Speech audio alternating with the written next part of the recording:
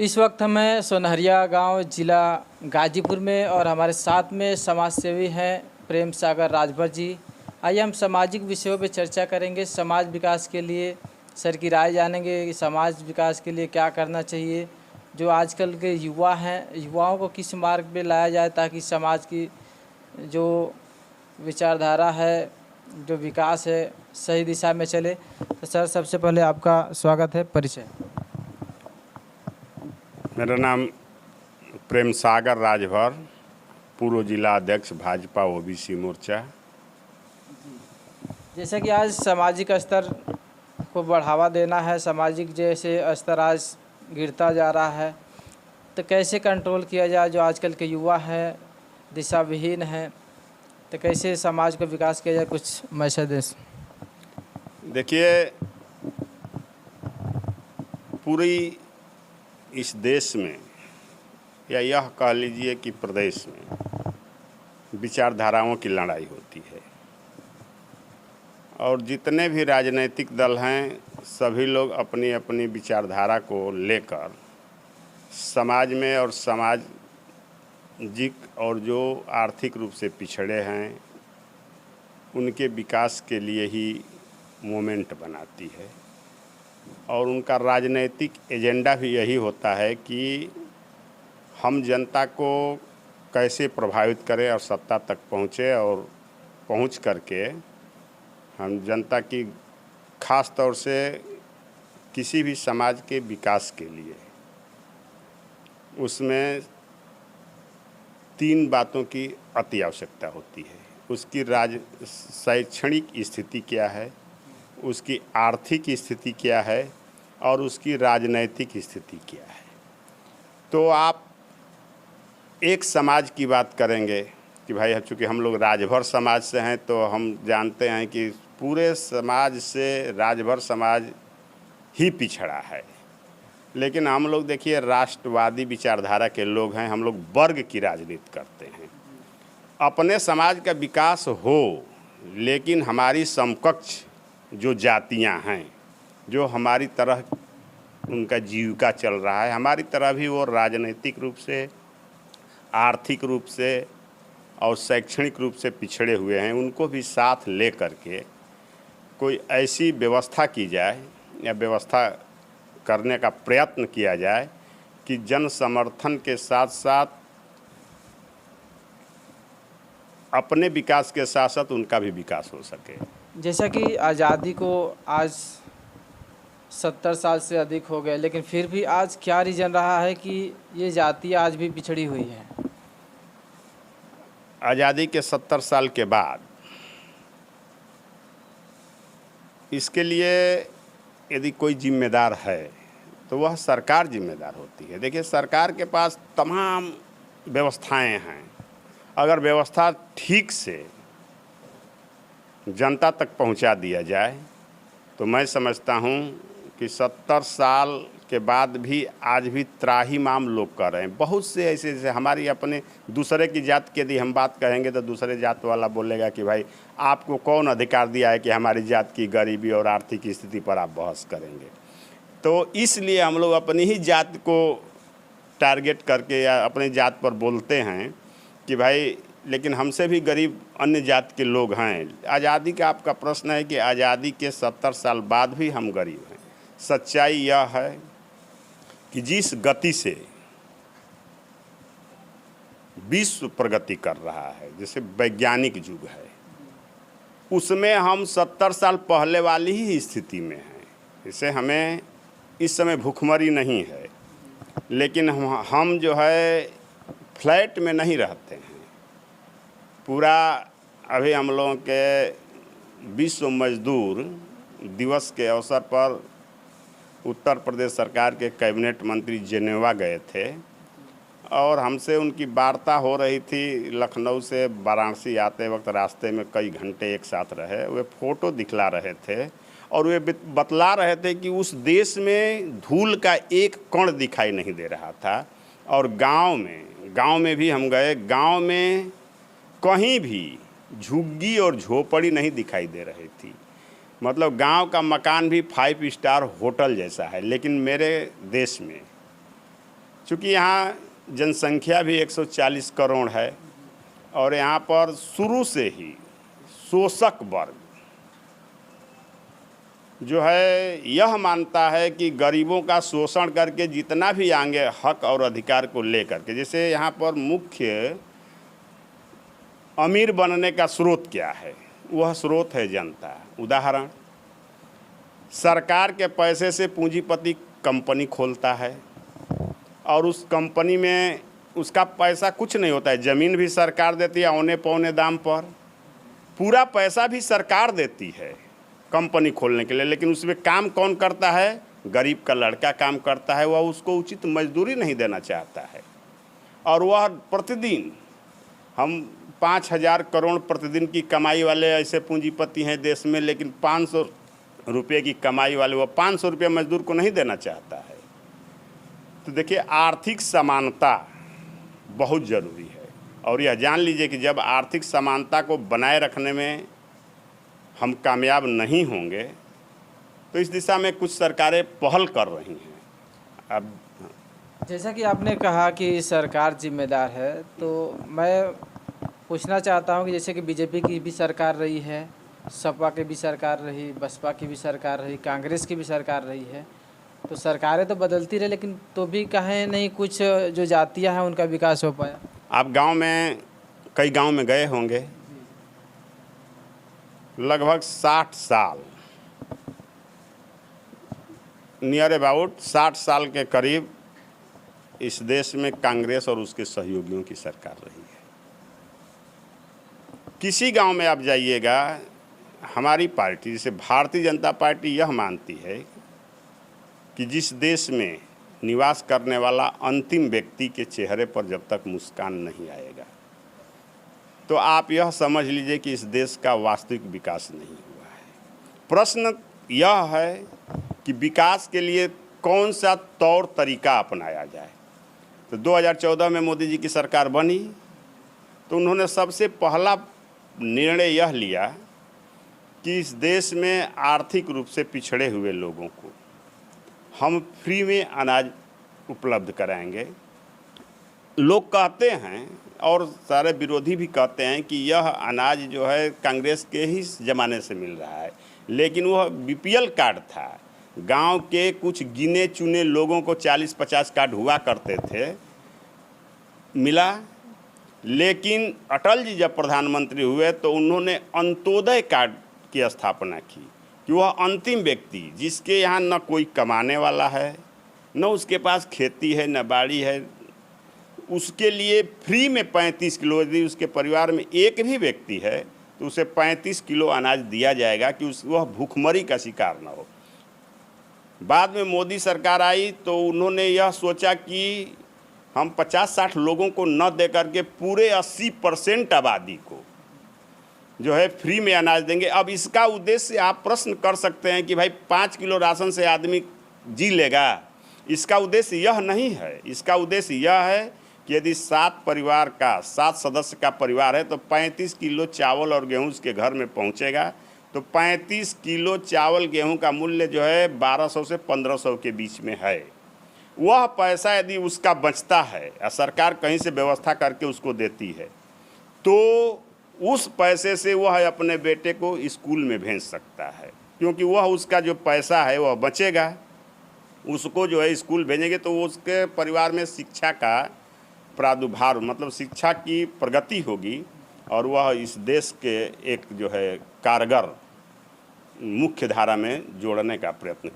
जैसा कि अभी राशन वाली बात आई है, तो राशन पे जैसे कि बीजेपी के जो विरोधी पार्टियां हैं उनका ऐसा मानना है कि सरकार लोगों को जो 5 किलो जो राशन दे रही है और राशन के बहाने गरीबों को अपने झांसे में ले रही है, उनको कामचोर बना रही है। इस तरीके के भी मैसेज आ रहा है, तो क्या कहेंगे विरोधियों? आप देखिए, विरोधी स्वतंत्र है, हम लोग भी विरोध में रहे हैं, लेकिन फर्क स्पष्ट और साफ है। कांग्रेस के ज़माने में भी गरीब के नाम पर ही अधिकारी लूटते थे। वर्तमान समय में एक प्रश्न मैं आपसे कर रहा हूं कि जो मोदी जी का प्रधानमंत्री आवास योजना है यदि वह 1,20,000 35,000 15,000 रुपया उसमें मनरेगा से मजदूरी है और 1,20,000 जो है वह जो है लाभार्थी के सीधे खाते में जाता है। अब ये एक चीज़ का रुकावट आ गया ना, वह पैसा जो बगल में जो मकान देख रहे हैं, यहाँ पर 20-22 मकान जो बने हैं, ये प्रधानमंत्री आवास योजना के अंतर्गत ही बने हैं और सभी के पैसे जो है इनके सीधे खाते में आ गए। यह एक सोच है कि जो झुग्गी झोपड़ी में रहता है आदमी, उसका जीवन स्तर यदि ऊंचा करना है तो उसके रहन सहन में बदलाव की ज़रूरत है। जैसे आप प्रश्न खड़ा किए भाई, हम लोग एक ही बात से परेशान और तंग हैं कि हमारे समाज के लोग पीते हैं, खाते हैं, परिवार पर ध्यान नहीं देते हैं। वह इसलिए करते हैं कि उनके पास उस तरह के व्यवस्था ही नहीं है, पंखा नहीं है, तो वह जंगल में जाएगा और जंगल में जाएगा तो वह कृषित है। इसमें सुधार करने की आवश्यकता है। ऐसा नहीं कि केवल वह दोषी है, वह जानबूझकर पीता है, वह कृषित भी है। मानसिक रूप से देश जो है जिस गति से आगे बढ़ रहा है वह उसमें काफ़ी पीछे नज़र आ रहा है। तो उसको उसके मन के बहलाव के लिए उसके दिमाग में कोई उत्तर नहीं मिल रहा है तो वह एल्कोहल का सहारा ले रहा है। कुछ समय तक जो है 4-6 घंटे जो है इसी में मस्त रहेंगे तो हम मुख्य धारा से मतलब कि यह नहीं पता चलेगा कि हम आगे हैं कि पीछे। लेकिन इसमें सरकार भी दोषी है और लोगों का विचारधारा, और इस विचारधारा में मुख्य बात यह है कि उनके पास शिक्षा नहीं है। चलिए एक और सवाल करेंगे, जैसा कि आपने प्रधानमंत्री आवास योजना की बात कही है कि पैसा जो है सीधा अकाउंट में जाता है। जी, जैसे यह नहीं, इस सरकार की पारदर्शिता की हम बात कर रहे हैं। जैसे किसान सम्मान निधि है, वह सीधे जो है लाभार्थी के खाते में जाता है। शौचालय है, वह सीधे जो है लाभार्थी के खाते में जाता है। मतलब मेरा यह कहने का मतलब है कि देश की जनता यह महसूस कर रही है कि मोदी सरकार में जो है कुछ काम सीधे हमें जो है लाभ मिल रहा है। जैसे उदाहरण, हम जो है आयुष्मान भारत का यदि नाम लें तो 5 लाख का उसका जो है क्षमता है। एक वर्ष में आपके परिवार में कोई भी सदस्य बीमार होता है जो आयुष्मान कार्ड धारक है, उसे 5 लाख रुपए तक का इलाज जो है फ्री में सरकार कराती है। यह व्यवस्था पहले भी 30,000 रुपया, जैसे अखिलेश सरकार में, समाजवादी सरकार में 30,000 रुपये का स्मार्ट कार्ड मिला था वो इलाज के लिए। उसमें पता चला कि डॉक्टर से मिल करके कुछ 5 हज़ार लाभार्थी को देकर शेष पैसा ले करके डॉक्टर जो है बिल्डिंगें बनवा लिया। इसमें यह लाभ है, यदि आँख का ऑपरेशन करना है तो सरकार यह तय कर दी है कि इतना ही पैसा कटेगा, इसमें से शेष पैसा उस लाभार्थी के खाते में रहेगा। पैर टूटा है या कोई एक तरह की बीमारी है, इसमें तमाम बीमारियों का इलाज है, बुखार से लेकर के बड़े ऑपरेशन तक का इलाज है। लेकिन हर बीमारी का पैसा फिक्स है कि इतना ही पैसा कटेगा। आप इलाज 5,000 करके 50,000 नहीं इसमें से निकाल सकते हैं। उसमें जो है पूरा बेच दिए, सब स्मार्ट कार्डवे बेच दिए और बेच करके वो डॉक्टर हम लोग देख रहे हैं अपने उस समय में जिस डॉक्टर के पास एक कमरा था वह बड़ी बड़ी बिल्डिंग बना करके वो पैसा लूटा गरीबों का। इसलिए आयुष्मान कार्ड पर लोग जो है इलाज हॉस्पिटल वाले भी इलाज करने से आनाकानी कर रहे हैं कि क्योंकि इसमें से कुछ बहुत ज़्यादा लाभ की आवश्यकता नहीं है, जनता को सीधा लाभ है। ऐसा इसी से रिलेटेड एक और व्यवस्था है सरकार की, जो लेबर कार्ड बन रहा है, जो श्रम कार्ड है। श्रम कार्ड में बहुत सारे घोटाले सामने देखने को आ रहे हैं, जिसमें कि जो दलाल होते हैं तो पहले 5,000 कोई लेता था, 5,000 लेके वो सुविधाएँ दिलाता था, फिर बाद में 10,000 लेके दिलाने लगा दलाल, फिर 20,000, आज सीधा आधे की डिमांड चल रही है दलालों की। इस विषय को लेके क्या कहें? इस विषय पर जैसे जो श्रम कार्ड है, लेबर कार्ड है, तो जो दलाल होते हैं जो कि पास करवाते हैं, जिसमें सारे कुछ अधिकारी भी मिले होते हैं, तो आधे, हाँ कोई भी लाभ, जैसे मान लीजिए किसी लड़की की शादी है जी, तो ये सारी जो व्यवस्थाएं हैं, तो ऐसे इस चीज़ को लेके क्या कहें? देखिए, इसका सीधा फंडा यह है कि लोगों को जागरूक होने की आवश्यकता है। श्रम कार्ड जो है ऑलरेडी फ्री में बनता है और उसका प्रतिवर्ष रिन्यूअल होता है। चूँकि हम इस विषय पर ठीक से जानकार हैं, क्योंकि श्रम मंत्रालय माननीय कैबिनेट मंत्री श्रीमान अनिल राजभर जी के ही पास है, और यह श्रम मंत्रालय प्रतिवर्ष आप ऑनलाइन कहीं से करा लीजिए, ऑफिस में जाइए, जो लाभ है, जैसे आपकी लड़की हाई स्कूल पास हो गई तो आपको जो है लड़की को साइकिल दी जाएगी, आपके स्वास्थ्य के लिए 3,000 रुपया प्रतिवर्ष अलग से उसमें दिया जाता है। आपकी बेटी जो है 21 साल की हो गई तो उसको 60,000 रुपया अब फिर बढ़ा है जो है शादी के लिए दी जाती है। अब आप एक प्रश्न बहुत जेन्युइन कहे हैं कि इसमें दलाल जो है लगे हैं। अब वह लाभार्थी करता क्या है?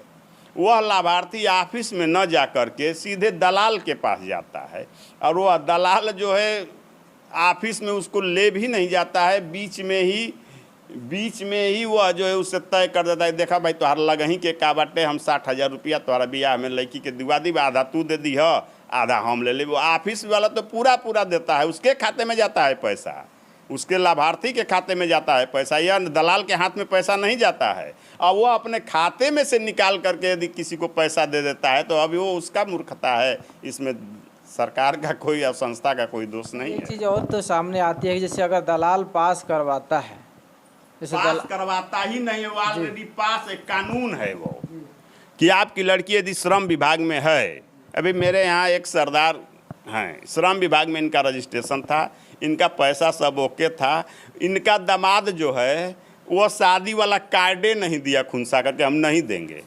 वह ऑलरेडी कानून है कि आपकी लड़की हाई स्कूल पास होगी तो इतना, इंटर पास होगी तो ये सुविधा, 21 BA पास होगी तो ये सुविधा, और शादी होगी तो ये सुविधा। ये कानून है, इसमें दलाल की कोई आवश्यकता नहीं है। अब चूँकि हमारे यहाँ अशिक्षित लोग हैं और दलाल जो है शिक्षित है, जैसे शराब पीने वाला का मकान देख लीजिए और शराब बेचने वाला का मकान देख लीजिए, दोनों में अंतर है। वही स्थिति जो है समाज का वह अंतिम व्यक्ति और समाज का वह दलाल जो पूंजीपति विचारधारा का व्यक्ति है, इनका शोषण करो और सामाजिक रूप से इनके लाभ के नाम पर अपना जो है धन इकट्ठा करो। चलिए, तो जो लोग पिछड़े हुए हैं, आज भी इतनी सारी सुविधा, सरकार की जो सुविधाएं चल रही हैं, फिर भी पिछड़े हुए हैं, ऐसे लोग के लिए क्या मैसेज देना? हाँ, ये है बात। देखिए, सरकार भी मान रही है कि अबे हमें कुछ और करना है, सरकार भी मान रही है, महसूस कर रहे हैं, हम लोग भी महसूस कर रहे हैं, सरकार भी महसूस कर रही है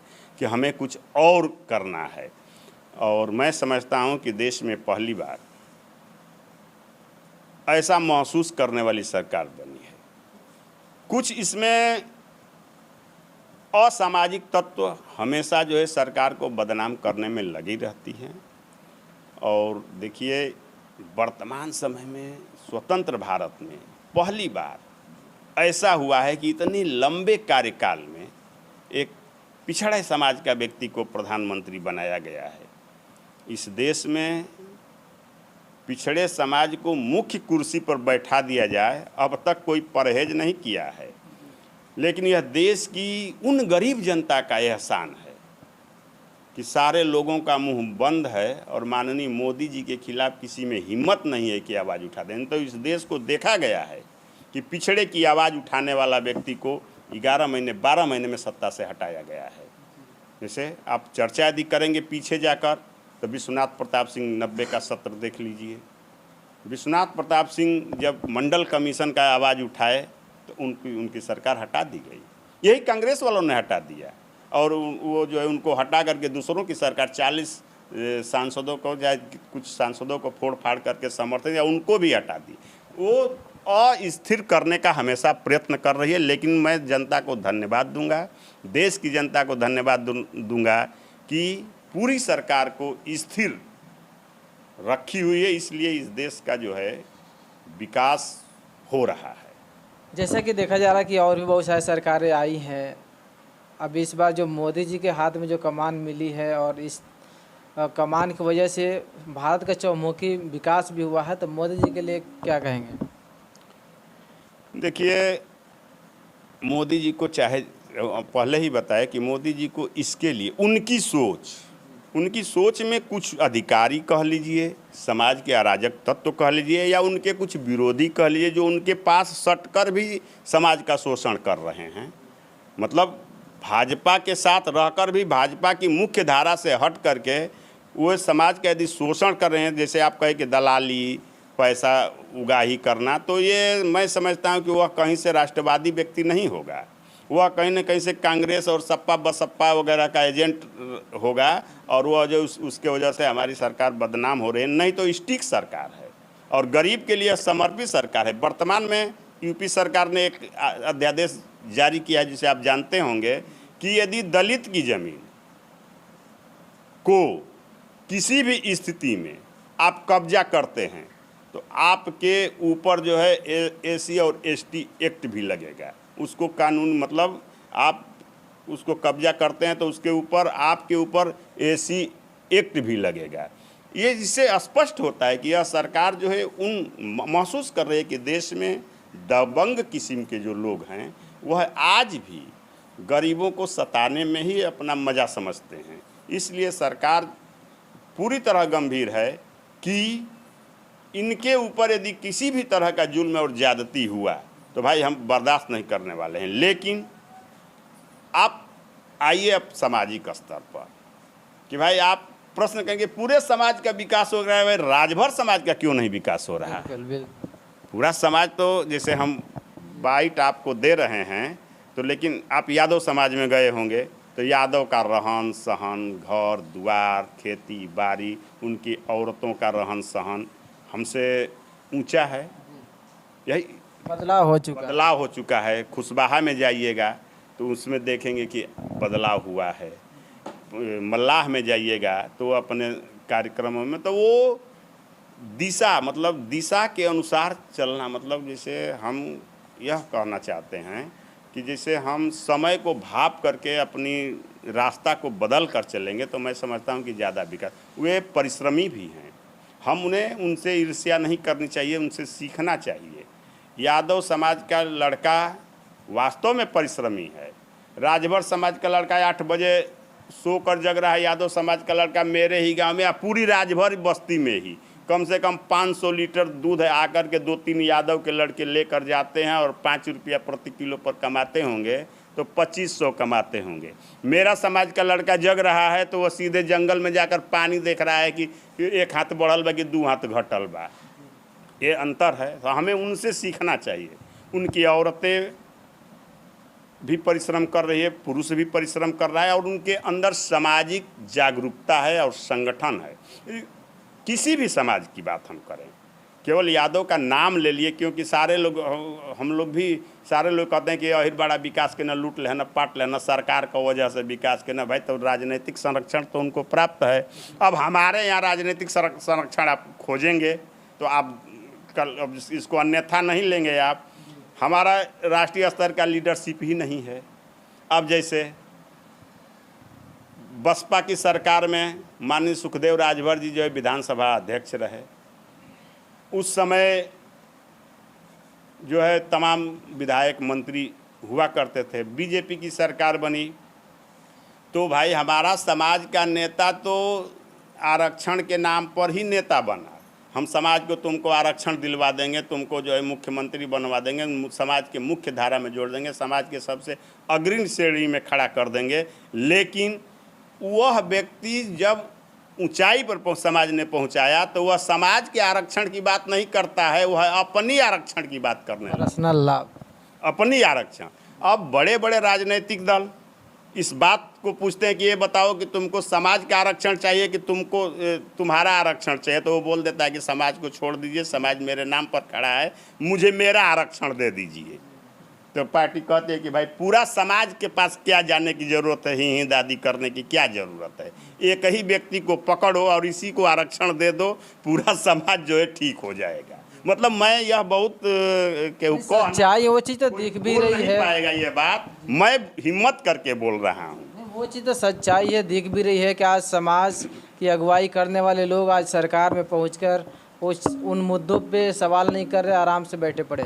क्या है भाई, हम एक बार लखनऊ में इंटरव्यू दिए थे आरक्षण के मुद्दे पर, उसमें हमसे प्रश्न पूछा गया था कि क्या सबको नौकरी मिल जाएगी। तो आप बताइए कि इस देश में ये लॉ है कि 5% 3% से अधिक जनसंख्या के 3% और 5% के बीच में ही सरकारी नौकरी दी जाती है।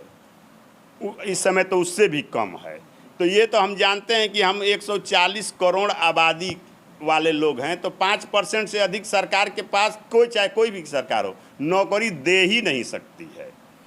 तो हम सभी लोगों को नौकरी तो मिल नहीं जाएगी, लेकिन सामाजिक सुरक्षा मिल जाएगा। समझ रहे हैं? शिक्षा में सुविधा मिल जाएगी, हमें कोई प्रताड़ित नहीं कर पाएगा कानून का भय। जैसे दलित के पास कोई जा कर के लाठी नहीं मार पाता है, क्यों? वो उससे थोड़ा डरता है, उस कानून से डरता है जो उसके ऊपर लागू हो जाएगा। तो यदि हम एसटी में आ जाते हैं तो नौकरी मिले न मिले, समाज पढ़ लिख कर के विकास कर रहा है, आगे भी कर लेगा। लेकिन हमें जब सामाजिक सुरक्षा मिल जाएगी तो हमारी माँ बहनें, औरतें, बेटियाँ कहीं भी जाने आने, पढ़ने लिखने और टहलने में या कहीं भी, मतलब ये महसूस करेगी कि सरकार हमारे साथ खड़ी है, इस पक्ष में हम हैं। आरक्षण मिलेगा कैसे, ये बताइए। मिलेगा। अब देखिए, यह जो है हम लोग स्वयं इस विधानसभा के कुछ गांवों का सर्वे करवाए 2022 में, और वह सर्वे रिपोर्ट एसटी का आरक्षण, इसे आप विमुक्ति जात कहते हैं, इसमें तो राजभर और भर को विमुक्ति जात अंग्रेज ने ही घोषित कर दिया था। सरकार इस पर पहल नहीं करती है। किसी संस्थाओं में शिक्षा में इसका लाभ मिल जाता है, लेकिन नौकरी में इसका आरक्षण नहीं है, और पंचायती राज में भी नहीं है। तो हमारे तमाम संगठन हैं, जो कोई एसटी की बात करता है, कोई ओबीसी की बात करता है, तो कोई राष्ट्र भी, मतलब हमको आरक्षण ही नहीं चाहिए, हम राजवंशी हैं, राज परिवार के लोग हैं, भले ही हमारी बेटी बहनें दूसरों के यहाँ मजदूरी करके जीती। आप भी देखते होंगे विचारधाराएं सबकी अलग अलग। कोई कह रहा है कि हम लोग राज किला वाले हैं, हमको जो है दलित में रख दोगे यार, हम राजा हैं। तो ये बताइए, लेकिन दलित में हो या अमीर में हो, तो यहाँ देश की लड़ाई अमीरी और गरीबी की होती है, जात की नहीं होनी चाहिए। लेकिन जो अमीर है और जो गरीब है, जिसको लाभ चाहिए, उसको एक मंच पर खड़ा होना चाहिए। तो उसमें से एक लोगों को कोई कहवा रहा है कि तुम कहो कि हम क्षत्रिय हैं, तो वो चिल्ला रहा है कि हम नागवंशी भारसी क्षत्रिय हैं, हमारे 500 किलाएँ हैं, और पता चलता है कि उसके घर में शाम को चूल्हा जलाने के लिए पैसा ही नहीं है। कभी रहा होगा, इस बात को हम मानते हैं। दुनिया परिवर्तनशील है, कभी रहा होगा, इतिहास गौरवशाली है। तभी तो यह समाज को, इस देश का प्रधानमंत्री भाषण में बोलता है, लोकसभा में बोलता है कि यह देश जो है शिवाजी के साथ साथ राष्ट्रवीर महाराजा सुहेलदेव राजभर का ये देश है। तो ये हमारी जो है इतिहास तो गवाह है। तभी तो देश का गृह मंत्री बोलता है कि भाई हम राष्ट्रवीर महाराजा सुहेलदेव को नमन करते हैं। और आज आप देख रहे होंगे कि जब सरकार किसी चीज़ पर खड़ी होती है, जैसे आप लोग, कुछ लोग कहते हैं कि इनके वजह से समाज का गौरव बढ़ा, इनके वजह से समाज का गौरव बढ़ा। देखिए, यदि सामाजिक व्यक्ति है, समाज की आर्थिक स्थिति को सुधार में ला देता है, तो वही पूजनीय होता है। गौरव तो राष्ट्रवीर महाराजा सुहेलदेव एक्सप्रेस के नाम पर बढ़ा, डाक टिकट मोदी जी ने जारी किया, इससे जो है पूरे देश में। उस पर भी सवाल आते हैं कि सरनेम क्यों नहीं जोड़ा जाता है, क्या कहेंगे? यहाँ इसमें ये हम लोग बात किए थे, इसमें जो है बात किए थे, लेकिन उसमें एक प्रश्न अधिकारियों के द्वारा हम लोग को बताया गया कि देखिए, एडजेक्टिव, विशेषण जिसे आप कहते हैं, विशेषण को आप नहीं लिख सकते हैं, संविधान का रूल नहीं। जैसे डाक टिकट पर जैसे महामना एक्सप्रेस चला है, तो सब लोग जानते हैं कि महामना मदन मोहन मालवीय हैं, लेकिन हम उसके विशेषण, उसको हम विशेषण में समझेंगे। समझ रहे हैं? चूँकि मेरा समाज अभी शिक्षा के अभाव में कमी, अधिकारियों ने समझाया कि देखिए, विशेषण से समझा जाता है। कई ऐसे उदाहरण हैं, जैसे महामना एक्सप्रेस है, तो आप सारे लोग समझते हैं, उनके लोग। बहराइच का जैसा कि मूर्ति स्थापना हुआ, तो वहाँ पे तो लिखा जाना चाहिए था। अब देखिए, वही विशेषण की बात है कि भाई यदि हमारे बाप को कोई बाप कहेगा तो हम अपने बाप को बाप कहना छोड़ देंगे? जैसे आप यही कहना चाहते हैं ना कि कोई कहता है कि पासी हैं, कोई कहता है कि क्षत्रिय हैं। बहराइच में हम लोग खुद गए थे, बहराइच के लोग कह रहे थे कि क्षत्रिय हैं, तो हम लोगों ने कहा कि यार हम नहीं है ना क्षत्रिय रहनी जा, हम ही लोग क्षत्रिय थे। सही बात। तो जब हमारे बाप को कोई बाप कहेगा तो हम अपने बाप को बाप कहना छोड़ देंगे? उस समय कार्य के हिसाब से वर्ण व्यवस्था वही है। अब देखिए, यदि उनके ऊपर भी चर्चा हो जानी चाहिए। यदि राष्ट्रवीर महाराजा सुहेलदेव नहीं होते, पूरा देश मानता है, तो आज वर्तमान समय में और राष्ट्रवादी जितने लोग हैं सारे लोग मानते हैं, यदि राष्ट्रवीर महाराजा सुहेलदेव नहीं होते तो मथुरा, काशी और अयोध्या सुरक्षित नहीं हुआ होता।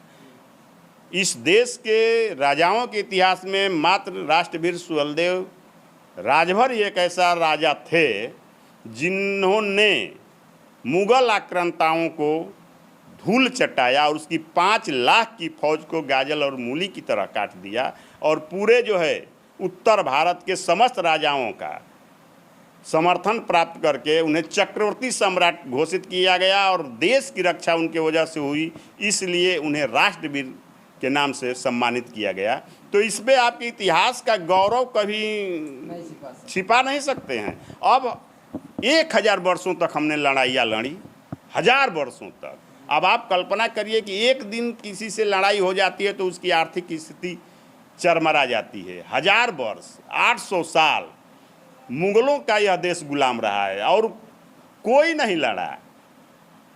और बहुत से तो लोग कह देते हैं कि भाई देश में किसी ने नहीं लड़ा है, किसी ने, लेकिन हम लोग वो सब बातों में विश्वास नहीं। लेकिन हम अपनी बात कहते हैं मजबूती के साथ कि हमने देश की रक्षा के लिए, हमारा पूर्वजों ने बलिदान दिया है, उस बलिदान को व्यर्थ न जाने दिया जाए। यह नौजवानों के ऊपर आकर टिका है, लेकिन यह नौजवान दिशा विहीन जब तक होगा और मुख्य नेतृत्व को स्वीकार नहीं करेगा, तब तक मैं समझता हूँ कि वास्तविक लड़ाई की, जैसे उदाहरण तमाम जाति के संगठन के लोगों ने अब मांग करके, रेल जाम करके, रेल की पटरियों पर बैठ करके, अब गुज्जर समाज का देख लीजिए, तमाम समाज का देख लीजिए, अपने मांगों को पूरा किया। और हमारे लीडर क्या हैं, अपनी आरक्षण को पूरा करें। जैसे उदाहरण, अब प्रदेश में पूर्वांचल में आप बात करिए, अब पूर्वांचल में ओम प्रकाश राजभर का व्यक्तित्व था, सारे राजनीतिक दल मानते थे कि इनका प्रभाव है समाज में।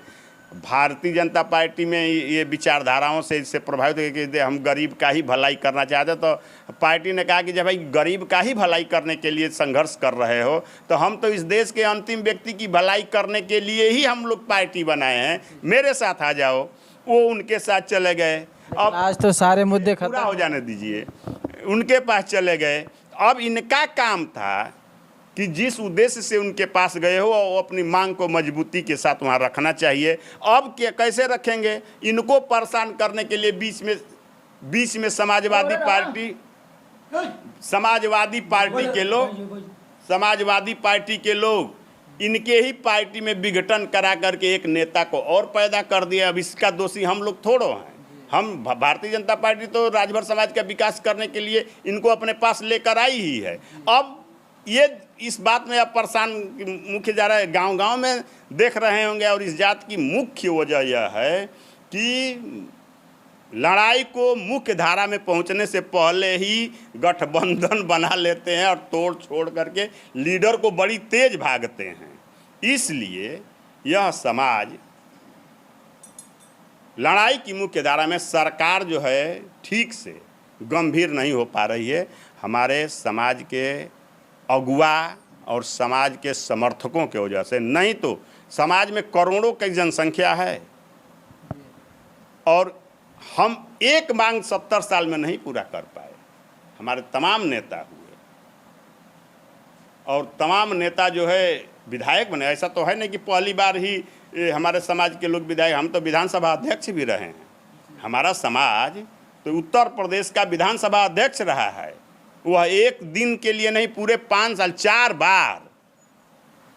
तो उसमें मौका तो बहुत था, उसमें कैबिनेट मंत्री भी रहे हैं, बसपा की सरकार में भी रहे हैं। हाँ, हम थोड़ा समाजवादी पार्टी की सरकार में हम लोगों का नेतृत्व नहीं रहा है। मैं बहुत बेबाकी से कह रहा हूँ कि राजभर समाज का नेतृत्व जो है भारतीय जनता पार्टी ने दिया, और इससे पहले किसी दल में था तो वह बहुजन समाज पार्टी में भारतीय जनता पार्टी का राजभर समाज का नेतृत्व था, और आज जो है भारतीय जनता पार्टी में राजभर समाज का नेतृत्व है। देखा देखी अब सारे दल ये समझ रहे हैं कि राजभरों की जनसंख्या अधिक है, अब देखा देखी, नहीं तो 403 विधानसभा के सीट में एक भी राजभर समाज को समाजवादी पार्टी ने टिकट नहीं दिया था, आप जानते होंगे। लेकिन आज अब महसूस करा दिया है समाज की भाई हमको जब दोगे तभी हमसे लोगे, तो वो भी अब राजभर समाज पर डोरे डाल रही है, लेकिन वह जो है मुख्य धारा में जाने वाले दल नहीं है। चलिए, तो ये थे प्रेम सागर राजभर जी, जो कि समाज विकास, समाज उत्थान के लिए काफ़ी स्ट्रगल करते हैं और कोशिश करते हैं कि बीजेपी के माध्यम से आज समाज को जो शोषित वंचित आज रहा है उसको सारे अधिकार हिस्से दिए जाएं ताकि समाज विकसित कर सके। तो चलिए मिलते फिर अगले वीडियो में। जय हिंद, जय भारत।